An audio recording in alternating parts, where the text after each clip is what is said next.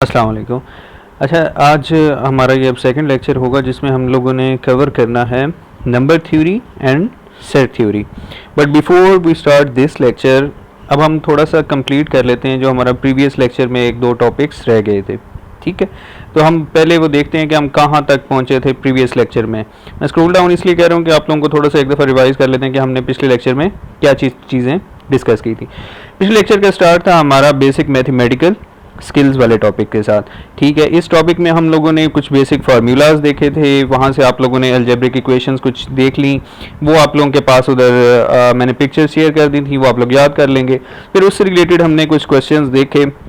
उसके बाद हम लोगों ने बेसिक मैथमेटिकल ऑपरेशंस देखे। बेसिक मैथमेटिकल ऑपरेशंस हमने देखे क्या क्या होते हैं। डी मैथ्स का रूल था, एक बोर्ड मैथ्स का रूल था, उसके थ्रू हमने कुछ उसकी एग्जांपल देख ली। ठीक है, नेक्स्ट हमारे पास क्या था जी, हमने कोशेंट, डिवाइडर और रिमाइंडर वाला जो कॉन्सेप्ट था उसको रिवाइज कर लिया। फिर हमने फ्रैक्शंस देखी कि फ्रैक्शंस की कितनी टाइप्स होती हैं। बेसिकली तो उसकी दो मेजर टाइप्स हैं, प्रॉपर फ्रैक्शंस और इम्प्रॉपर फ्रैक्शंस। वो कौन सी होती हैं हमने वो स्टडी कर ली। फिर कंपेयरिंग द फ्रैक्शंस में क्या क्या होता है हमने वो वाला देख लिया कि हम कैसे कंपेयर कर सकते हैं कि कौन सी फ्रैक्शन बड़ी होती है, कौन सी फ्रैक्शन छोटी होती है। उसके बाद हमने देख लिया जी कि एलसीएम का कॉन्सेप्ट क्या है और एचसीएफ का कॉन्सेप्ट क्या है। LCM means least common multiple और इसी तरीके से HCF means highest common factor.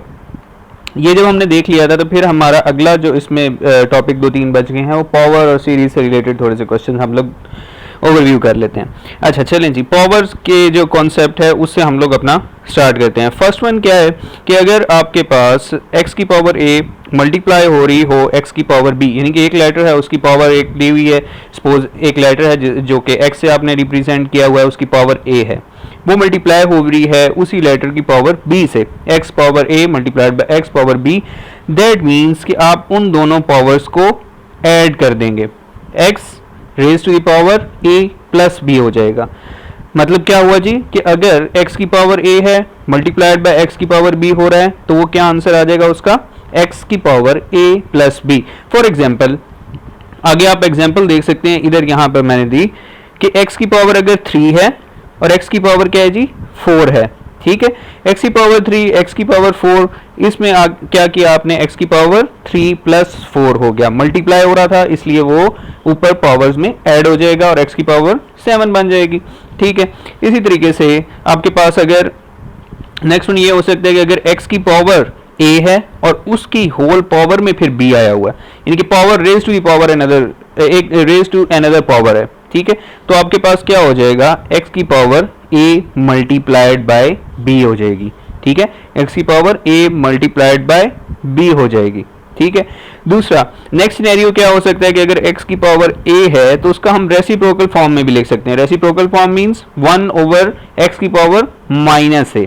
ठीक है, उधर वो पॉजिटिव में था, ऊपर थी पावर, हम उसको पावर को मतलब उसको अगर हम नीचे ले जाएंगे तो उसकी पावर माइनस हो जाएगी, ये रेसिप्रोकल भी इसको लिखा जाता है। ठीक है, अच्छा उसके बाद हम इसी इक्वेशन जो आपने ऊपर स्टडी किया उसी को हम लोग फर्दर इस तरीके से भी लिख सकते हैं कि अगर x की power a divide bye y की पावर b, यानी कि एक दूसरा लेटर है जिसकी y की पावर b है, वो कैसे लिखा जा सकता है कि अगर हम दोनों के रेसिप्रोकल्स ले लें, दोनों के रेसिप्रोकल्स ले लें तो इसका रेसिप्रोकल इधर चला गया, इसका रेसिप्रोकल इधर लिख दिया हमने।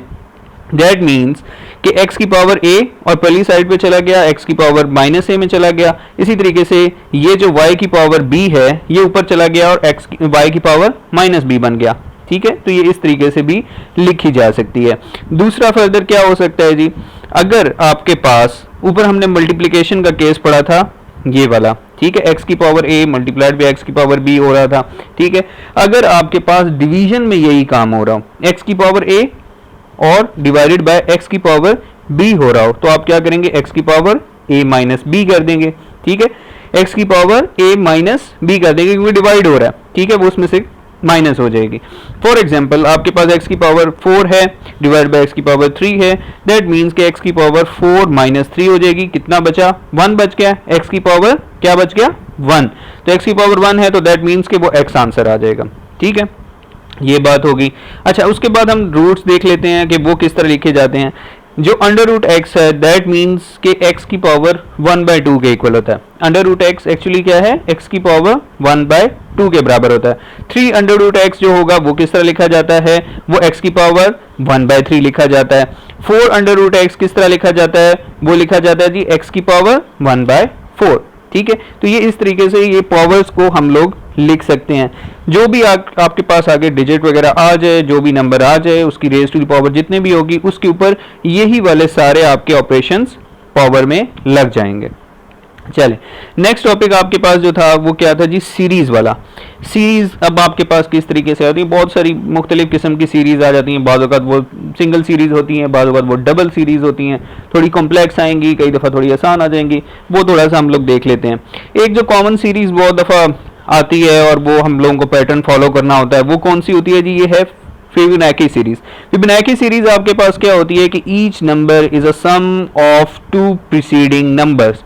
Each number is a sum of 2 preceding numbers. That mean कि जो भी सीरीज में पिछले 2 नंबर्स होंगे, अगला उसका सम आएगा, थर्ड नंबर उसका सम बनेगा। इसी तरह फोर्थ नंबर जो होगा वो सेकंड और थर्ड का सम बनेगा। फॉर एग्जाम्पल जो आपके पास यहाँ पे मैंने दिया हुआ है, यहाँ पर अगर आप लोग देखो तो ये इधर मैंने एक एग्जाम्पल दी है 1 1 2 3 5 8। अब अगर आप इसमें पैटर्न फॉलो करो तो 1 + 1 कितना बना, 2, तो ये वाली टर्म आ गई है। ठीक है जी, बात समझ में आई। 1 + 1 = 2, तो थर्ड टर्म बन गई। इसी तरीके से 1 + 2 तो ये वाली टर्म बन गई 3 वाली। ठीक है, इसी तरीके से 2 + 3 तो 5 बन गई। ठीक है, इसी तरीके से 3 + 5 तो 8 बन गई।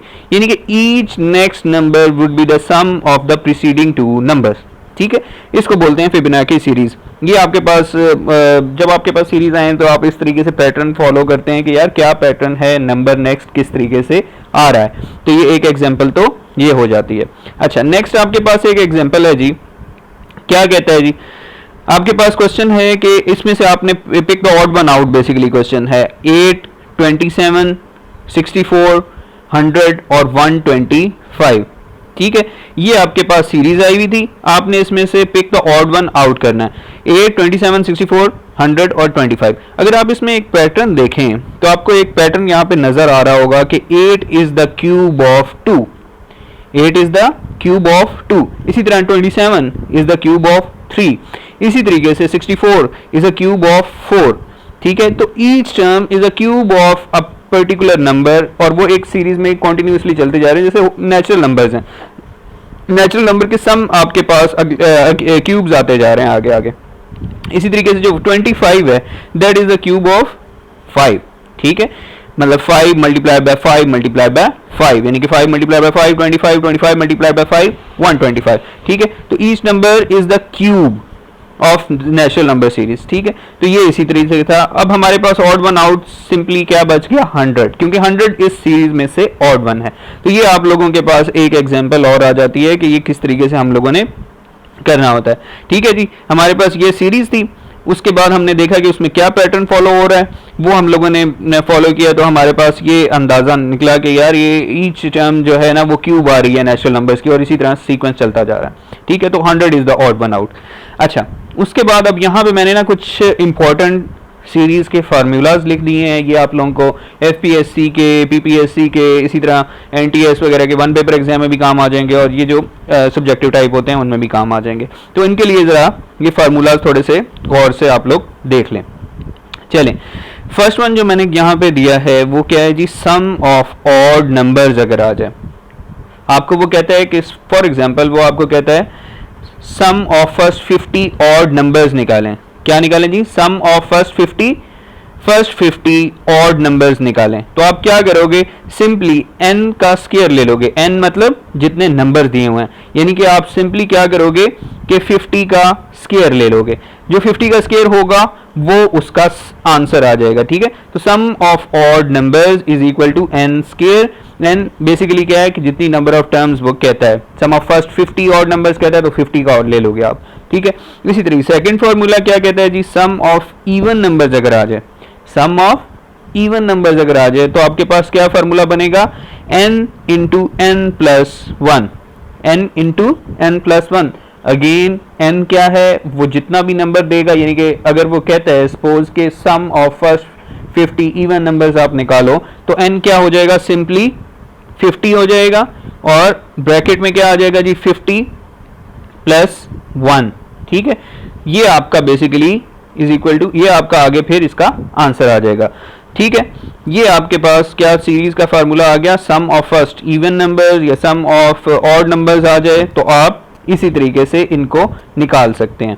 अच्छा, नेक्स्ट वन हम देखते हैं कि जी नेक्स्ट वन जो आपके पास थर्ड लिखा हुआ है वो क्या लिखा हुआ है, सम ऑफ इन्फिनिट सीरीज, ठीक है। सम ऑफ इन्फिनिट सीरीज यानी कि अगर वो इन्फिनिटी तक चलती जा रही है सीरीज, कोई उसने डेफिनेट नहीं बताया, तो उसके लिए एक सिंपल सा फार्मूला क्या होता है, sum of infinity is equal to a divided by 1 minus r, a divide by 1 minus r. अब इसमें a क्या है और r क्या है, ये दो टर्म्स देख लेते हैं।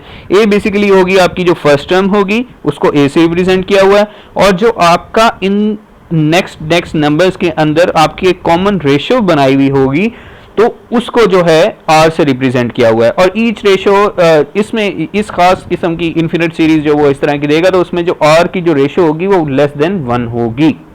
क्या होगी जी, वो लेस देन 1 होगी, ठीक है। जो कॉमन रेशियो इसमें होती है, ये ज्योमेट्रिक प्रोग्रेशन वाले में ज्यादातर आता है, तो इसमें ज्यादातर वो रेशियो r की जो यानी कि जो रेशियो होगी, जिस वो रेशियो से वो पैटर्न बड़ा होगा, वो 1 से लेस होगी, तब ये फार्मूला आपका अप्लाई होगा, ठीक है।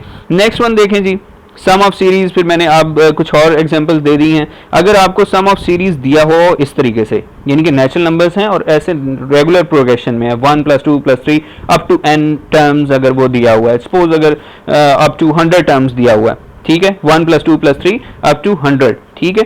तो उसको आप कैसे लिखेंगे, आप ये फार्मूला यूज करेंगे, n × n + 1/2।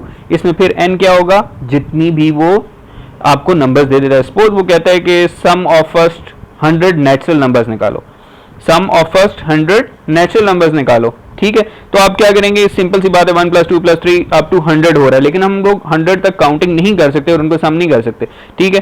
तो यहाँ पे हम लोग सिंपली 100 की वैल्यू पुट करेंगे, ठीक है। यहाँ पे हमने n की जगह पे क्या पुट कर दिया, 100 मल्टीप्लाइड बाय 100 + 1, ठीक है जी, और डिवाइडेड बाय 2 कर देंगे। तो आपके पास जो आंसर आएगा सिंपली वो क्या होगा जी, वो आ जाएगा आपका पास सम ऑफ फर्स्ट 100 नेचुरल नंबर। तो ये आपने सीरीज का ये फार्मूला याद रख लेना है, ठीक है।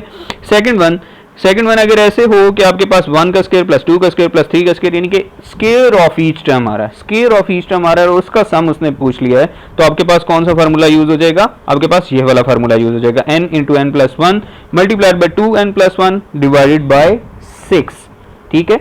ये फार्मूलाज आप लोगों ने याद कर लेने हैं, या आपके पास जिस तरह मैं पिक्चर्स यूज करूंगा तो अपने पास, पहले भी मैंने पिछले लेक्चर में भी बताया था कि आपने जॉट डाउन करते जाना है, अपने पास साथ साथ प्रैक्टिस करते जाना। अगर आप साथ साथ प्रैक्टिस करते जाएंगे ये चीज़ें आपको याद होती जाएंगी, एक दफ़ा नहीं दूसरी दफ़ा आप जब देखेंगे तो फिर आपके पास क्या होगा, ये चीज़ें मेमोराइज होने शुरू हो जाएंगी। तो n × n + 1 multiplied by 2n + 1 divided by 6। तो अगर आपके पास स्क्वायर वाली सीरीज हो तो उसका ये आंसर आ जाता है, ठीक है। अब आपके पास आ जाते हैं जी थर्ड एग्जांपल आपके पास क्या है कि अगर क्यूब ऑफ सीरीज आ रहा हो, 1 का क्यूब + 2 का क्यूब + 3 का क्यूब अप टू n, अब तो ये इसी तरह उन सारी नंबर्स का जो है ना आपके पास क्यूब आ रहा है। क्यूब अगर आ रहा हो तो आपके पास क्या हो जाएगा, n का स्क्वायर मल्टीप्लाइड बाय n + 1 का होल स्क्वायर, n + 1 का होल स्क्वायर डिवाइडेड बाय 4। तो ये आपके पास आ जाएगा। अगर आपके पास इस तरह का कोई सिचुएशन आ जाता है कि आपके पास सीरीज जो है वो क्यूब में चल रही है, तो आपके पास ये वाला फार्मूला लग जाएगा, n का स्क्वायर × n + 1 का होल स्क्वायर डिवाइडेड बाय 4, ठीक है जी। ये भी हमारा हो गया। चलें, अब ये बेसिकली थे कि सम ऑफ द इम्पोर्टेंट फार्मूला जो आपके फर्दर इस्तेमाल होते